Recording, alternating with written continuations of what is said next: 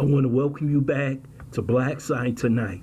We're going to talk about Errol Spence and Terence Crawford not happening because of money, money, money. First, I would like for you to subscribe to this channel, hit that like button, hit that notification button, but also comment on this video. It's sad to see the fight that every fight fan wants to see. Errol Spence versus Terence Crawford. Both undefeated, both welterweight champions. Spence controls 3 of the 4 belts, and Crawford has 1. Terence Crawford has already did at 140, being the undisputed champion. Now he's moving up trying to be undisputed at 147, and that will solidify his place in boxing history. But Errol Spence also wants to be undisputed champion for the first time at 147, the most glamorous division in boxing. The last time we had a matchup this huge was in 1981 between Thomas Hearns and Sugar Ray Leonard. These two fighters are icons in boxing history. I remember that fight as a kid. The buzz around the city, the buzz around the country. These two fighters knew they were going on a head-on-head clash to be undisputed welterweight champion. And they didn't waste any time. You didn't have all this negotiation, all this fighting, all this back and forth on social media. These guys sat there and said, we're going to get it done. And they got it done before their next fight. Remember, Thomas Hearns fought Pepino Cuevas and hit him with the most devastating right hand in boxing history. And Sugar Ray went up to 154 and fought Ayu Kaluli, and he knocked him out to become the 154-pound champion. They had already signed the fight for September 16th, 1981. One of the greatest fights in history. They didn't sit around and fight about dollars. They were paid what they were worth.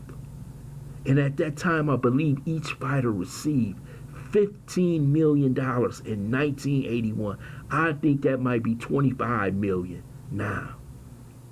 And I think both of these fighters feel as though they deserve a large amount of dollars. But is it their worth? Are they even close to being Sugar Ray Leonard or Thomas Hearns when it comes to people knowing that? Remember, Sugar Ray Leonard and Thomas Hearns were household names around America. Boxing was huge in 1981. Remember, this was the end of the Ali era, and we had fighters like Sugar Ray Leonard, Howard Davis. Many of those Olympians from 1976 were blossoming.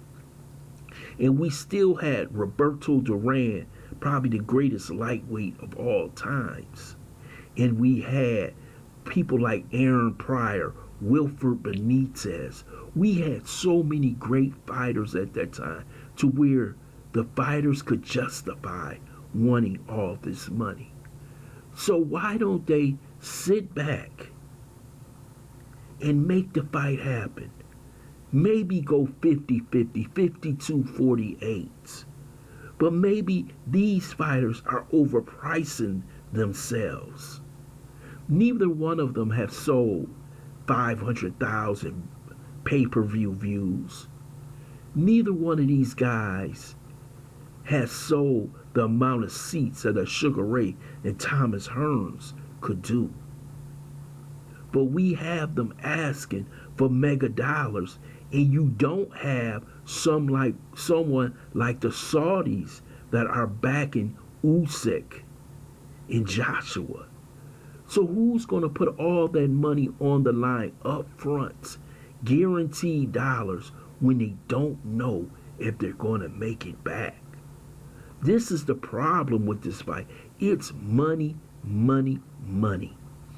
And when it comes to money, I understand that this is a tough sport. You could die anytime. But when does it come to the point to where I'm getting a large amount of money. I'm getting a piece of the pay-per-view. And I'm going to walk out at least with $20 million. Is that enough? Or do we have someone who is ducking the other fighter? Because sometimes all you have to do to duck a fighter is overprice. And say, well, he's not paying me enough, but you're willing to take another fight in which you will make less. See, that doesn't make any sense right there.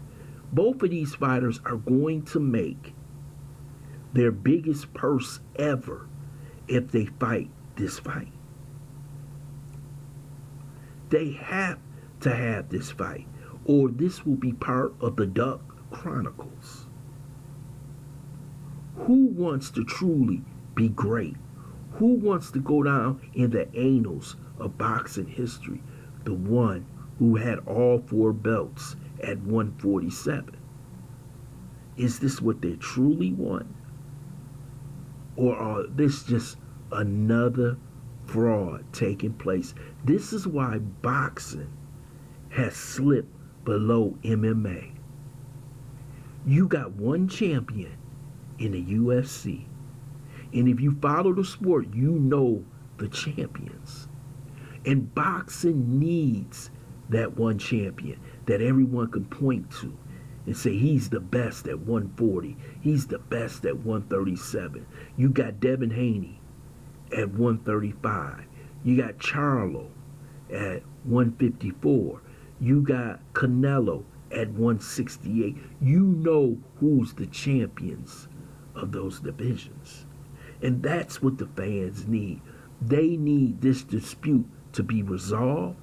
They need a fight to occur, and they need it to occur this year. How long must we wait for the fight that the fans want? I want to thank you for listening to Boxing Jabs. I hope you subscribe to this channel, smash that like button, but also share this video.